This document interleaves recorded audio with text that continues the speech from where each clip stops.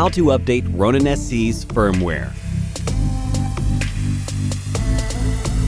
Press and hold the gimbal power button to turn on the gimbal.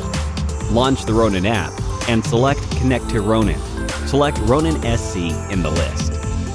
If a new firmware version is available, a pop-up window in the Ronin app will appear, asking whether you want to update. Tap Update Now to start the firmware update.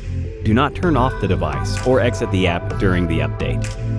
After it has been completed, a pop-up window will appear alerting you that the update was successful.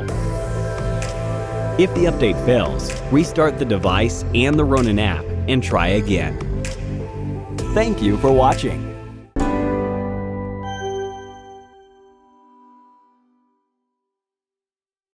Hit the like button if this tutorial was helpful. If you need any support with your DJI gear, feel free to contact us via Facebook Messenger by following the link in the description. Thank you for watching.